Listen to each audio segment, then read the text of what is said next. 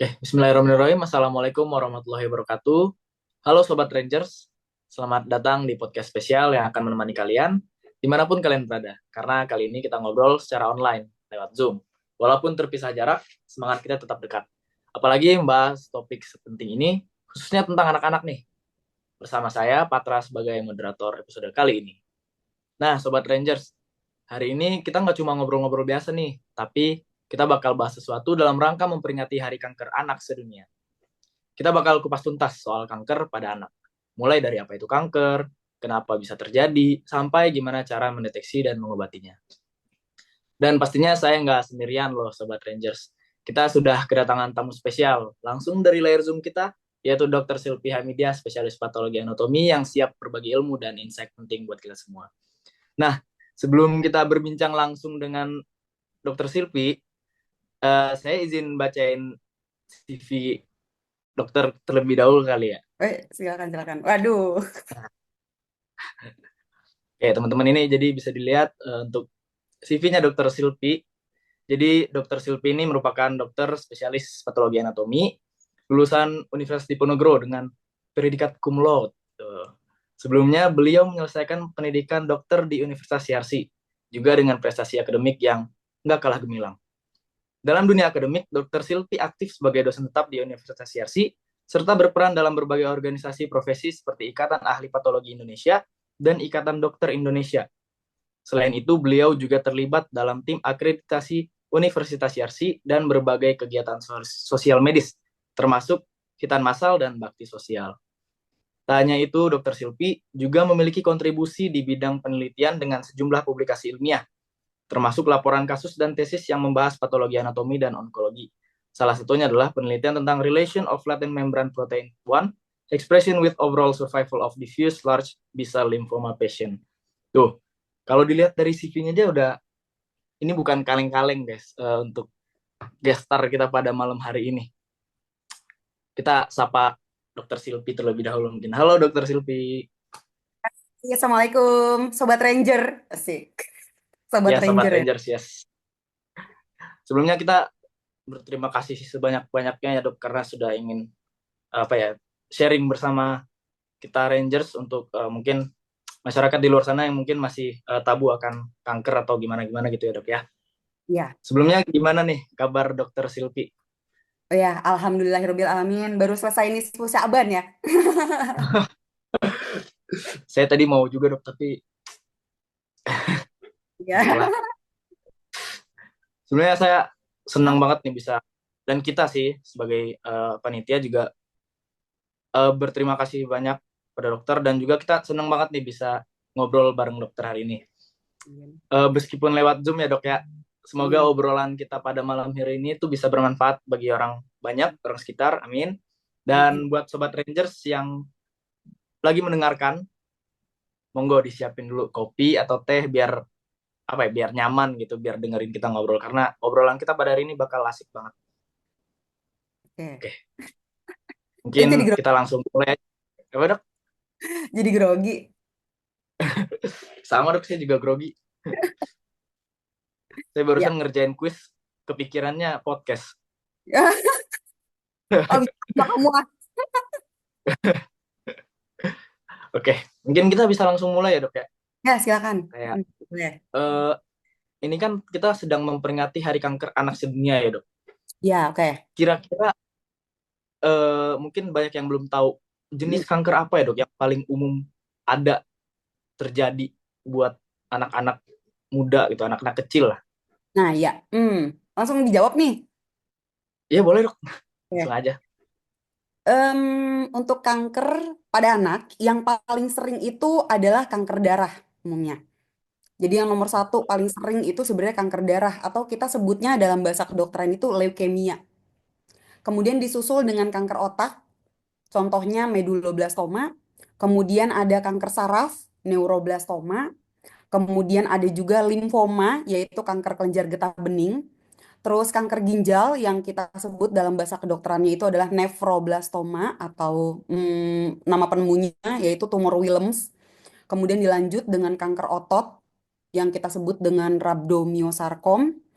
pernah dengar mungkin yang sering ada seliweran di TV juga yaitu osteosarkoma dan sarkoma Hmm. Ewing. Ya, itu Ya. sejenis kanker tulang. Terus yang terakhir itu adalah kanker pada mata. Kita sebutnya dengan retinoblastoma. Itu yang tersering Oke, berarti banyak ya dok ya jenis kanker yang sih sebenarnya. sering nyerang anak ya dok ya. Hmm. Itu dari semua yang jenis kanker yang dokter sebut tadi itu semuanya itu ganas atau gimana ya dok ya?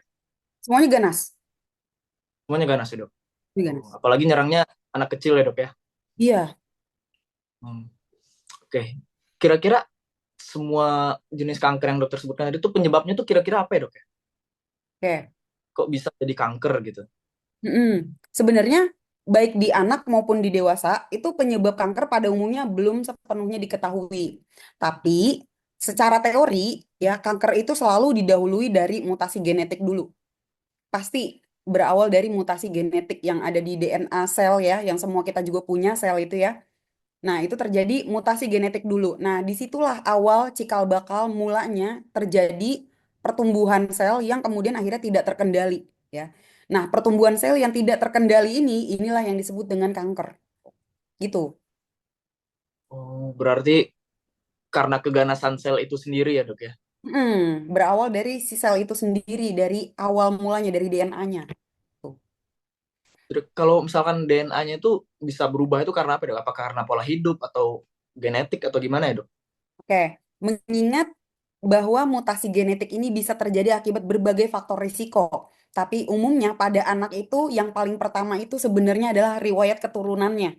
Jadi perlu kita Oke. tahu kalau kanker pada anak itu adalah keturunannya dulu. Ada nggak di ayah ibunya gitu ya, ada keturunan kanker gitu. Atau di kakek neneknya mungkin ada keturunan kanker, atau di paman atau bibinya ada kanker tertentu mungkin yang itu bisa diturunkan pada anak gitu ya. Contoh, misalnya dari riwayat keluarga ya, itu adalah retinoblastoma, itu ada. Retinoblastoma itu kanker pada mata ya. Nah, itu bisa diturunkan. Leukemia itu juga bisa ya. Kemudian ada yang namanya neuroblastoma ya. Neuroblastoma itu adalah kanker pada saraf. Nah, itu juga ada bisa diturunkan. Jadi umumnya memang kanker-kanker pada anak ini adalah akibat mutasi genetik yang dimana mutasinya ini diturunkan gitu di keluarganya. Ada juga kalaupun dia nggak punya riwayat keturunan dalam keluarga, umumnya mutasi genetiknya itu terjadi akibat segala hal yang sifatnya karsinogen dari lingkungannya. Tuh.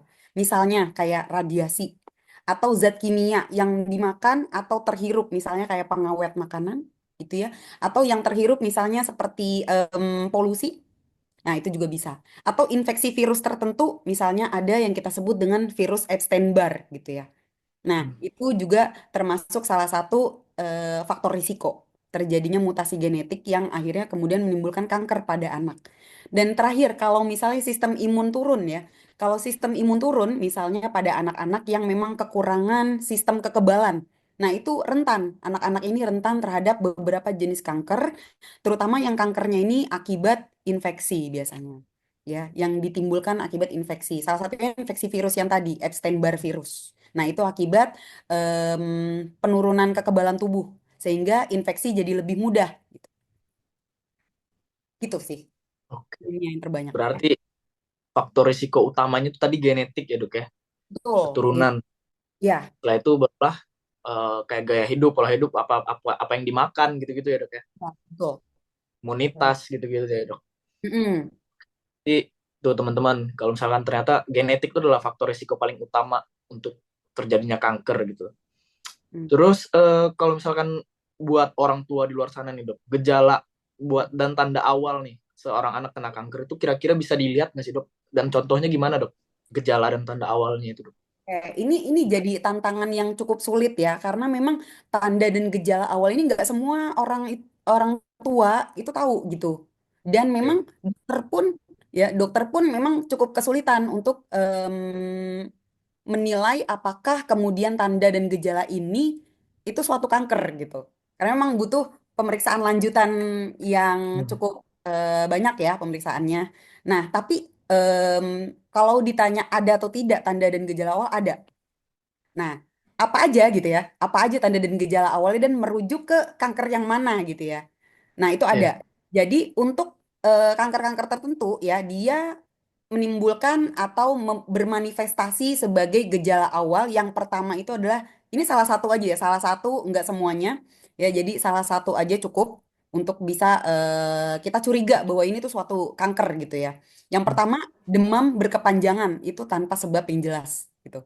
Jadi entah ini sebabnya apa ya, kok ini anak demam-demam terus gitu ya, dan lama gitu, panjang demamnya sampai menggigil, sampai dia berkeringetan gitu ya.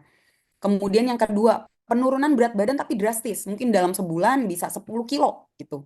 Untuk anak-anak ya, 10 kilo itu cukup wah juga ya, cukup bisa mengganggu pertumbuhannya ya, 10 Betul. kilo.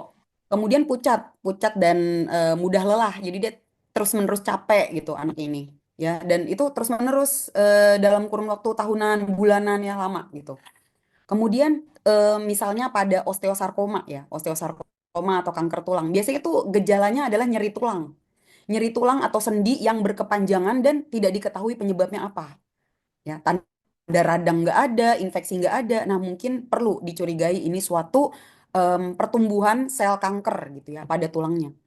Atau ada pembesaran di leher, di ketiak yang berupa benjolan. Jadi benjolannya ada banyak di leher, sekitar leher, atau di ketiak kanan dan kiri, kemudian di lipat paha ya, yang merupakan itu adalah suatu kelenjar getah bening ya, suatu kelenjar getah bening. Dan pembesarannya ini muncul dalam waktu cepat gitu ya, dalam waktu 3 bulan gitu ya, dalam waktu 4 bulan, dalam waktu sebulan, dan lebih dari satu di berbagai tubuh gitu ya, di berbagai area tubuh. Nah, itu perlu dicurigai juga. Atau mungkin muncul benjolan di area tubuh manapun yang bukan yang tadi saya sebutkan, yang bukan di leher, mungkin bukan di lipat paha, bukan di ketiak, tapi benjolannya ini tidak nyeri dan timbulnya cepat gitu, dan terus membesar dalam waktu cepat gitu. Atau menimbulkan borok ya, atau menimbulkan borok. Nah, itu juga patut dicurigai suatu kanker. Kemudian Hmm. kalau pada mata, misalnya pada kanker mata ya. Nah, pada kanker mata ini gejala yang dapat kita identifikasi adalah adanya kilauan putih pada mata. Jadi seperti mata kucing gitu. Kalau ada lampu lewat gitu, sinar lewat di depan matanya, dia seperti ada pantulan putih gitu. Nah, itu adalah ciri-ciri awal dari retinoblastoma atau kanker mata. Tuh. Kemudian terakhir, kalau misalnya ada suatu gejala kanker otak ya. Nah, itu biasanya anak-anak itu sakit kepala yang terus-menerus ya, selama beberapa bulan, selama beberapa minggu, disertai dengan muntah. Terutama muntahnya menyemprot ya, dan di pagi hari. Nah, itu patut dicurigai suatu kanker pada otak. Tuh. Itu ya, Sobat Ranger. Oke, berarti gejalanya itu kayak nggak langsung gitu ya dok ya, Iya, benar. progresif, tapi kita kayak kenapa nih bisa tiba-tiba kayak ini, padahal nggak ada yang aneh tadinya gitu ya dok ya, Nah, secara mm, tiba-tiba gitu ya dok. mm. Oke, terus kalau bisa nggak sih dok kita kayak ngebedain gitu gejala kanker sama penyakit lain gitu dok? Nah, itu dia. Cukup sulit karena memang gejala ini tuh gejala yang bisa penyakit lain juga gitu. Cuma bedanya kalau misalnya penyakit lain di terapi ya, dikasih obat yang dimana obat ini misalnya kalau muntah dikasih obat muntah hilang gitu. Nah, tapi kalau pada kanker itu nggak hilang-hilang tuh. Meskipun udah diobatin ya, gejala-gejala ini diobatin tapi tuh nggak membaik. Timbul lagi, begitu lagi ya. Oh, Nah, itu kita patut curigai, oh ini jangan-jangan ada suatu kanker nih gitu ya. oke, berarti kalau misalkan kita mau diagnosis nih dok, Mm. pemeriksaannya tuh ada apa aja dan kira-kira butuh waktu berapa lama sih dok kita bisa dapetin diagnosis yang pasti ini kanker gitu? Oke. Untuk pemeriksaan tadi sudah saya singgung sedikit ya. Pemeriksaannya cukup banyak. Pemeriksaan cukup Oke, banyak karena memang yang namanya kanker ini kan lumayan menakutkan ya. Jadi jenisnya juga banyak gitu ya dok ya? jenisnya pun banyak gitu. Sehingga beberapa pemeriksaan hukumnya wajib. Hukumnya wajib Oke, untuk mendiagnosis, oh ini kanker gitu. Yang pertama, yang paling mudah dulu, biasanya kalau orang ke rumah sakit itu dicek darah, ya kan? Dicek oke, darah, apa yang menurun atau apa yang meningkat, diidentifikasi dulu apakah ini merupakan penyakit yang biasa atau ini kanker gitu ya. Ditambah untuk tes darah ini, kita juga ada penanda. Jadi kanker-kanker tertentu tuh menunjukkan dirinya sendiri lewat darah gitu. oke. Hmm. Jadi dia ada semacam penanda. khusus untuk kanker, gitu ya. Itu bisa ada yang dari darah ya. Kemudian yang kedua, kita lakukan pemeriksaan pencitraan namanya atau pemeriksaan imaging. Kita mencoba memvisualisasikan di area ini ada benjolan nih ya.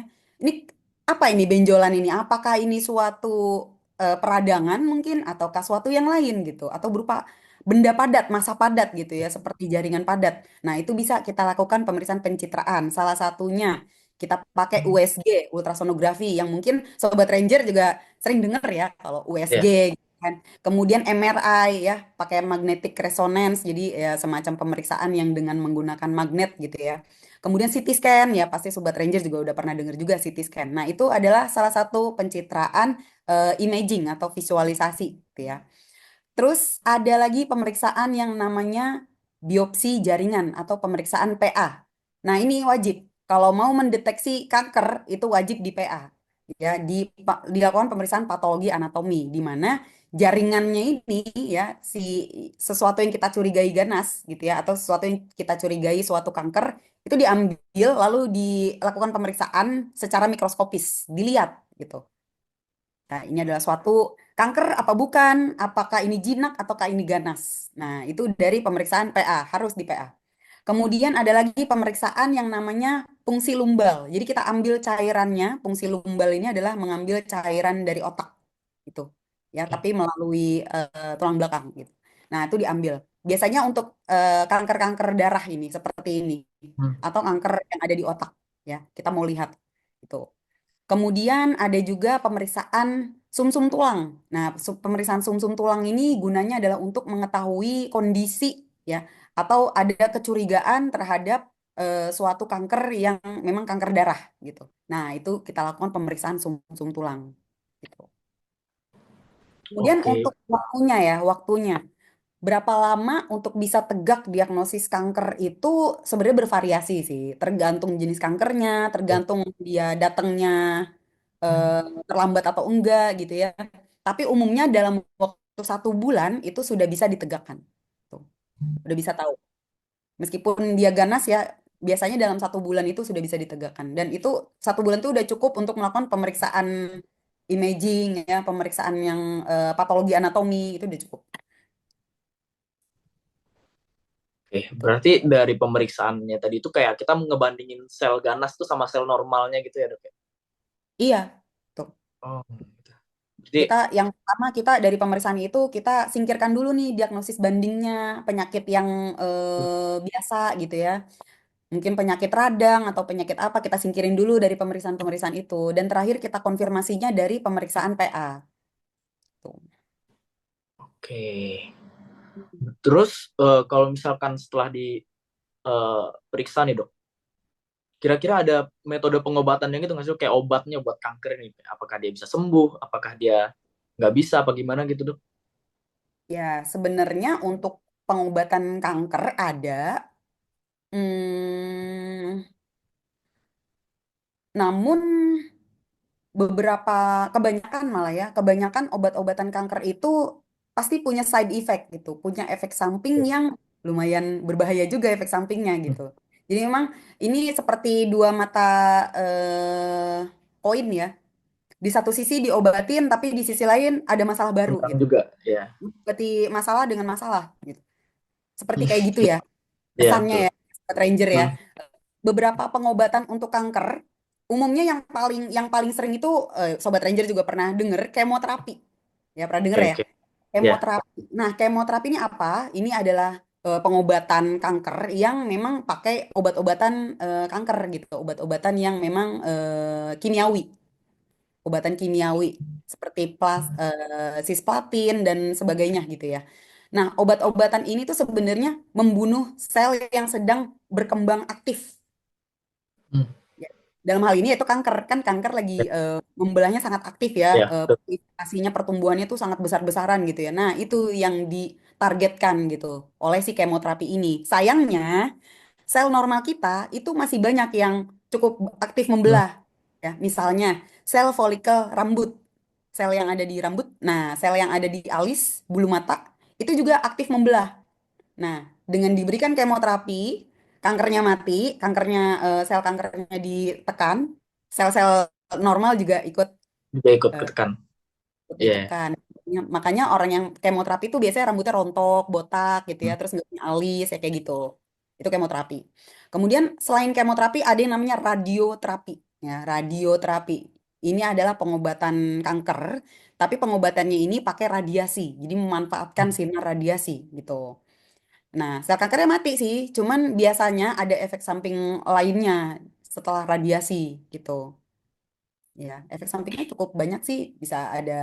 Bisa juga kebotakan ya, sama Oke. malah mungkin bisa timbul kanker baru dari cuma Oh. jarang sih risiko itu jarang. Cuma pernah dilaporkan gitu. Hmm. Yang paling sering adalah terapi bedah, pasti bedah ya. Bedah ini berarti secara fisik tumornya itu diangkat pakai pisau ya, dibedah, diangkat itu semuanya. Nah, kemudian ada juga untuk kanker tertentu dia ditransplantasi. Contohnya misalnya kanker darah ya. Nah, itu sumsum tulang yang ada di belakang ini ya. Sumsum tulang ditransplantasi, digantikan oleh sumsum tulang milik orang lain yang baru gitu. Ya. Memang karena pada dasarnya kan mutasi genetik ya, mutasi DNA ya. Sehingga ketika sel darah ini bermutasi, ya semuanya itu yang dihasilkan nanti ya mutasi semua gitu. Sehingga mau tidak mau ya harus digantikan semuanya sampai ke puncak-puncaknya selnya itu digantikan dengan sel yang baru. Dan itu milik orang lain ya. Itu. Kemudian ada terakhir adalah yang paling terbaru nih, ya sekarang ini adalah ada yang namanya terapi target atau imunoterapi. Nah, terapi target atau imunoterapi ini sifatnya kimiawi juga, sama seperti kemoterapi. Namun kalau kemoterapi itu kan dia tidak bisa menargetkan hanya sel kanker ya, dia juga menyerang sel-sel normal. Tapi untuk terapi target dan imunoterapi dia spesifik menyerang sel kankernya aja. Tuh. Itu masih dalam tahap perkembangan, tapi udah mulai diterapkan di manusia. Oke. Berarti tadi tuh untuk terapinya tuh bervariasi banget ya dok ya. Bervariasi. Terus kalau Tergantung misalkan, jenis kankernya gitu. oh ya, tergantung jenis kankernya ya dok ya. Hmm, Oke. Terus kalau misalkan kan dikasih terapi nih dok, anak yang mungkin terkena kanker. Misalkan ada nggak sih dok perbedaan respon terapi anak yang kena kanker A dengan B gitu? Apakah itu dipengaruhi oleh imun anaknya hmm, atau perbedaan respon terapinya itu karena mungkin dosisnya lebih tinggi atau gimana gitu dok? oke. Respon terapi ya. Ya, Respon terapi ini ada jelas perbedaannya. Pasti setiap, jangankan orang kanker ya, kita aja yang kalau sakit gitu kan ya, antara Patra sama saya mungkin juga responnya beda-beda ya meskipun sakit kita sama gitu ya. Tentu aja ada yang membedakan untuk pasien kanker, untuk respon terapi pasien kanker. Salah satunya tadi yang udah disebut memang betul, ya, kekebalan tubuhnya, kekebalan tubuh, imunitasnya. betul, imunitasnya. Nah, imunitas yang baik dengan imunitas yang buruk juga tentu saja responnya beda. Pasti lebih Ya, bagus responnya yang imunitasnya baik gitu kan, karena dia lebih punya banyak sel-sel imun ya, sel-sel kekebalan tubuh yang menyerang si sel kanker gitu. Nah, sehingga pasti responnya lebih baik. Selain itu, ada juga faktor lain yang mempengaruhi respon terapi si anak ini, ya, anak yang menderita kanker, yaitu adalah stadiumnya. oke, Ya, stadium. stadium makin tinggi, makin lanjut stadiumnya, tentu aja makin jelek. Hmm. Respon terapi nggak bagus. Terus jenis-jenis kanker tertentu, ya, ada juga. Jadi kalau misalnya ada kanker, kanker darah, misalnya leukemia, ya, leukemia itu dia tingkat responnya sangat baik, ya, tingkat responnya sangat baik. Sedangkan kanker otak, nah itu lebih sulit diobatin, responnya kurang bagus. Tuh, kalau untuk kanker otak. Itu contoh aja dari jenis kanker gitu ya, itu beda. Selain dari stadium dan sistem kekebalan tubuh gitu ya. Oke. Terus dari grading, jadi kita ada yang namanya grading. Kalau dari patologi anatomi itu mencerminkan seberapa jelek atau seberapa em, ganas, seberapa ganas si sel-sel kanker ini gitu. Semakin dia gradingnya tinggi, maka dia semakin ganas, semakin menginvasi, semakin bisa mudah untuk menyebar ke berbagai organ ya. Sehingga itu juga nanti akan mempengaruhi stadium gitu. Ya, kayaknya sih itu, Sobat Ranger. Oh, berarti respon perbedaan respon terapinya ini bisa dipengaruhi oleh berbagai faktor tadi ya dok ya. Betul. Oke. Saya nggak tahu sih dok, sebenarnya ini bisa kita bahas di sini atau enggak, tapi kita kalau misalkan berbicara prognosis itu sebenarnya agak sensitif ya dok ya. Nggak apa-apa juga Kayak sih. nggak apa-apa juga tapi ya dok ya kita bahas. Berarti kira-kira kalau misalkan seorang anak dengan kanker itu apapun jenis kankernya itu prediksi kesembuhannya itu gimana ya dok ya? Apakah eh, peluang kesembuhannya baik, tinggi atau gimana gitu dok? Ya. Untuk peluang kesembuhan atau prognosis ya, umumnya umumnya kanker pada anak itu prognosisnya dipengaruhi lagi oleh stadium. Ya. Oke, Stadium, tentunya kalau stadiumnya rendah, masih stadium 1 gitu ya, itu pasti lebih baik daripada yang stadium 4, hmm. ya kan? Kalau stadium 4 itu berarti dia udah metastasis, Patra, udah kemana-mana gitu ya, Oke. kankernya. Terus dipengaruhi lagi oleh jenis kanker sama, ya. Tadi Hmm. yang sudah saya sebutkan, kalau leukemia itu prognosisnya bagus. Bahkan bisa 70-80%. Bahkan ada juga yang lebih dari 90% pada beberapa kasus. Jadi maksudnya lebih dari 90% itu adalah dalam waktu 5 tahun, si anak ini 90% masih hidup. Kemungkinannya masih hidup. Oke. Ya, angka harapan hidupnya tinggi. Kemudian kanker seperti limfoma Burkitt ya. Limfoma Burkitt itu adalah sejenis kanker pada kelenjar getah bening ya. Itu hampir 100%. Oke. Ya, hampir 100%. Jadi memang untuk prognosis ini sama seperti tadi ya respon terapi ya. Dia juga dipengaruhi oleh berbagai Oke. faktor gitu. Salah satunya adalah stadium dan jenis kankernya. Gitu. Oke. Berarti di sini kayak mungkin orang tua dari anak itu diuji kepekaannya dok ya. Semakin cepat peka, semakin cepat diobati, di terapi mungkin bisa lebih baik prognosisnya kayak dok. Betul. Mm-mm. Apa keberhasilan untuk sembuhnya ya dok. Iya, betul. Oke. Tadi kan kita ngobrol efek samping dari terapinya ya dok ya. Hmm. Kira-kira tuh ada nggak sih dok cara agar efek sampingnya tuh nggak terlalu tinggi gitu? Ada hal yang bisa kita lakuin nggak gitu dok? Buat Ya, mencegah efek samping terlalu buruk. sebenarnya kalau pengobatan kanker yang tadi sudah saya sebutkan itu ya, efek sampingnya sih nggak kalah berbahaya juga ya dengan Iya. kalau misalnya dengan kalau misalnya dia nggak diterapi gitu ya. Cuman yang bisa kita lakukan untuk efek samping itu adalah dengan pemberian obat-obatan simptomatik. Simptomatik ini dalam arti ya kita mengobati gejala efek sampingnya. Apa gejalanya? Misalnya contohnya misalnya mual muntah, yaitu kita kasih anti muntah gitu. Kalau misalnya gejala efek sampingnya adalah sakit di lambung, yaitu kita kasih anti nyeri gitu. Seperti itu aja sih. Oh, berarti pakai obat-obatan lain yang meredakan gejala yang dirasakan karena dampak apa efek samping tadi itu ya dok ya? Ya, paling tidak, kalaupun misalnya nanti ada efek samping yang mungkin terlalu berat ya, mungkin dokter klinis, ya ini masih pertimbangan dokter klinisnya, ya, dokter bedahnya, mungkin akan mempertimbangkan untuk mungkin menurunkan atau menunda dulu gitu. Yang Oke. terpenting adalah supaya bagaimana pasien ini bisa hidup nyaman, Hmm. ya, anak-anak dengan kanker ini bisa hidup dengan nyaman, kemudian tidak sampai membahayakan dirinya gitu. Dan tercapai juga efek terapinya dari kemoterapinya itu atau dari radioterapinya, seperti itu. Oke, baik. Mm. Terus kira-kira ada faktor-faktor gitu nggak sih yang bisa menaikkan peluang kesembuhan untuk kanker Menaikkan ini dok? kan Iya, untuk pengobatan kanker gitu. kankernya ya. Kalau meningkatkan peluang kesembuhan adalah mungkin em, usia, usia Oke, anak saat didiagnosis.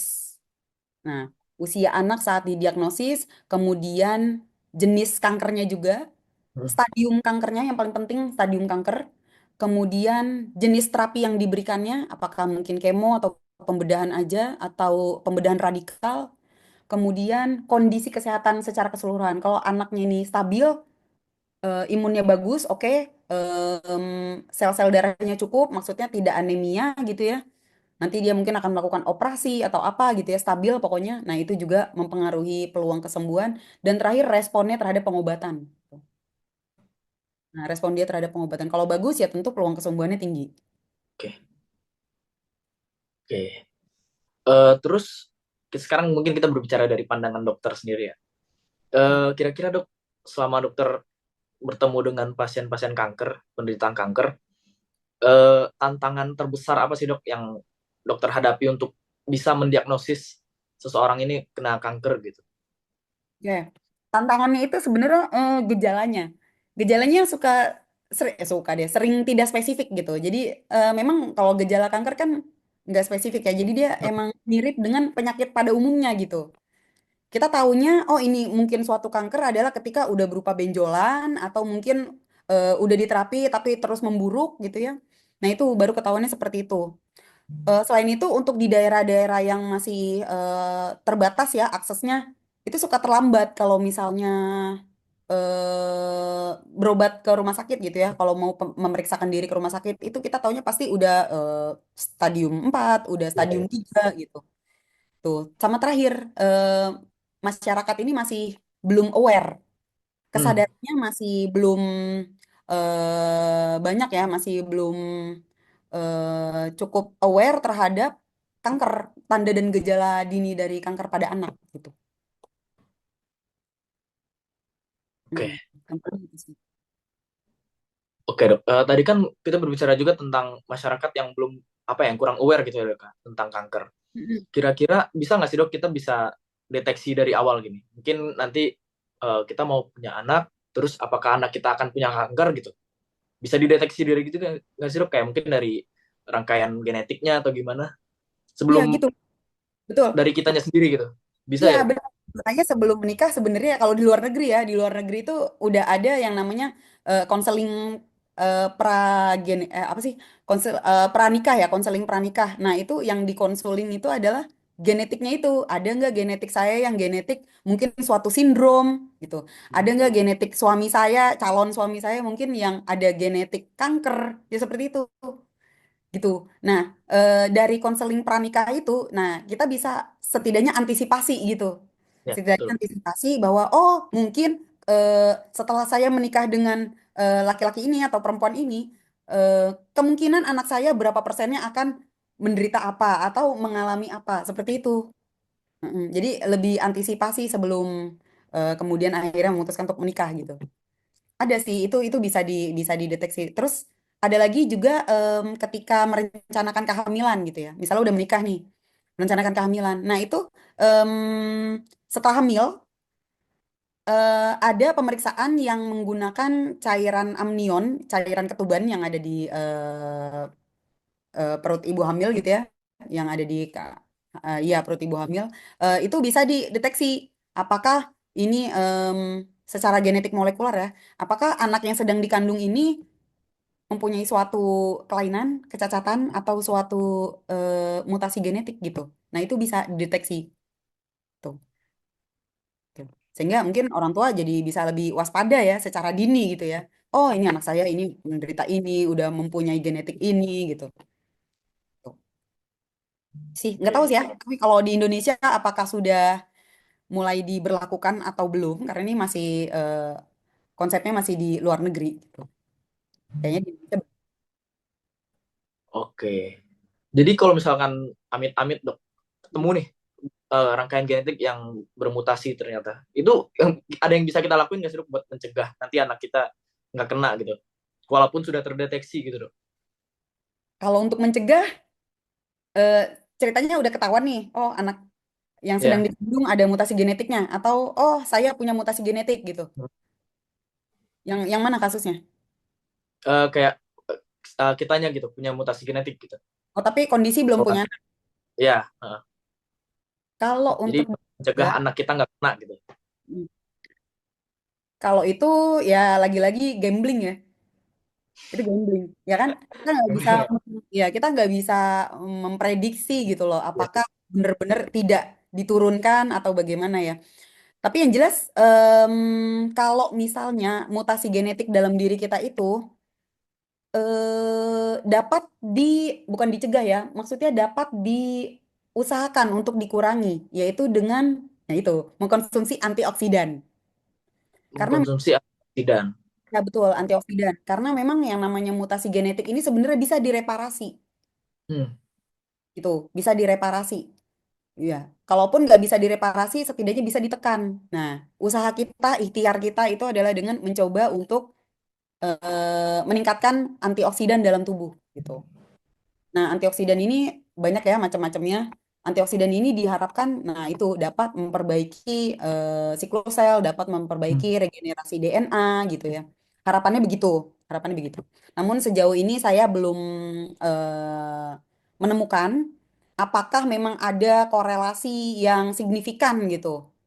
Mungkin mungkin ada penelitiannya sedang berlangsung, saya juga kurang Ya. paham sih. Itu. Apakah memang ada korelasi signifikan antara penggunaan antioksidan ini dengan eh, apa namanya pencegahan kanker gitu ya?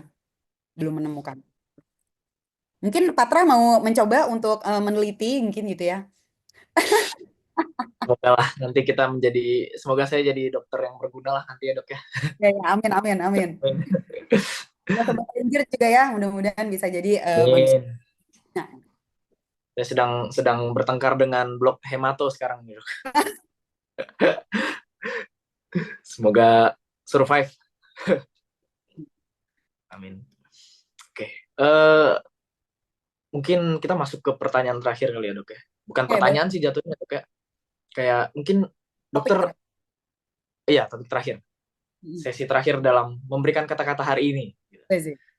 Singkat Pesan saja, dokter, ya singkat, singkat saja. singkat saja. Mungkin dokter punya pesan-pesan untuk orang tua di luar sana yang biar apa ya, biar bisa mengenali tanda-tanda kanker dari awal agar lebih aware dengan kelanjutan kesehatan seorang anak gitu dok. Ya, Kata-katanya. ya. Kata-kata saya singkat saja ya, orang tua harus waspada gitu. Karena yang namanya kanker ini kan tadi sudah saya sebutkan bahwa gejalanya itu tidak spesifik tuh. Hmm. Sehingga memang ketika muncul gejala itu, nah orang tua tuh harus waspada, mulai mulai aware untuk coba diobatin, coba coba diperiksa, diobatin. Kalau tidak sembuh-sembuh juga mulai curiga. Jangan-jangan ini sesuatu sehingga orang tua bisa langsung secara dini dengan cepat dengan sigap bawa anaknya ke rumah sakit untuk dilakukan pemeriksaan serangkaian pemeriksaan lebih lanjut. Sehingga kita tahu belum sampai ke stadium 2 3 4 baru stadium 1 udah bisa dieradikasi, bisa dieliminasi. Sehingga dia nggak menyebar kemana-mana. Gitu. Oke.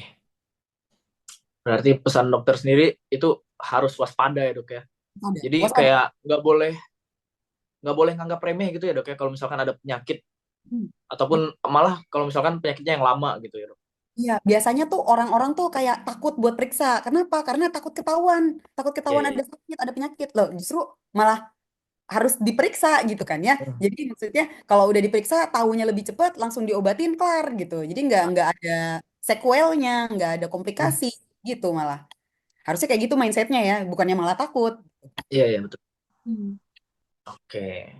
Terus Tuh sih. teman-teman sobat Rangers, boleh kalau misalkan nonton video podcast kita ya dok ya, bisa Ya, disebarluaskan mungkin kepada semua orang tua yang ada di luar sana untuk tetap harus waspada gitu dengan kondisi-kondisi yang terjadi kepada si buah hati. Nah, ih, ganteng ya dok ya ya, cakep. kata-katanya, cakep ya. Oke. eh Aduh, tapi nggak terasa nih dok, udah panjang lebar nih kita ngobrol tentang kanker pada anak nih dok. Hmm. Semoga apa ya, semoga pembahasan kita malam hari ini tuh bermanfaat, Hmm.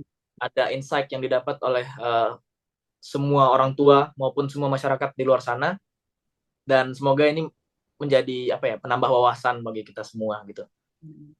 eh kita closing kali ya dok. Dokter udah ngantuk juga kali, udah jam 9 dok, udah Iya. malam nih. Hmm. Boleh. Oke. Dokter, mungkin ada lagi yang ingin disampaikan dok? Untuk Apa ya? Udah cukup. udah cukup ya dok ya? Udah cukup harusnya, karena obrolan kita dari tadi harusnya ada poinnya lah, pasti ada poinnya. Dan tadi jangan lupa guys, pesan dari dokter Silvi, tetap waspada. Waspada Oke, lah. Kayak Bang Napi kan. oke. Masih Patra. Terima kasih dok, saya dari Pengmas dan Sobat Rangers dan teman-teman lain ingin berterima kasih kepada dokter Silvi yang sudah meluangkan waktunya Hmm. untuk berbagi informasi yang sangat sangat sangat sangat sangat sangat sangat berharga ini. semoga apa yang kita bahas hari ini tuh bisa membantu lebih banyak orang tua di luar sana dalam mengenali gejala kanker dan agar bisa mendeteksi secara cepat kanker pada anak. Buat sobat Rangers yang sudah setia mendengarkan podcast pada malam hari ini, jangan lupa untuk nantikan episode seru lainnya. Saya Patra dan Dokter Dokter Silpi, Silvi pamit undur diri. Sampai jumpa. sampai Sobat jumpa. Rangers jangan lupa jaga kesehatan. Dokter Silvi jangan lupa jaga kesehatan. Siap, Dan amin. orang tua di luar sana yang menonton ini jangan lupa jaga kesehatan sendiri dan anaknya dan keluarga dan ikuti terus perjalanan Sobat Rangers dan Rangers di Seka Sehat bersama Pengmas Ceria. Assalamualaikum warahmatullahi wabarakatuh. Assalamualaikum. Terima kasih.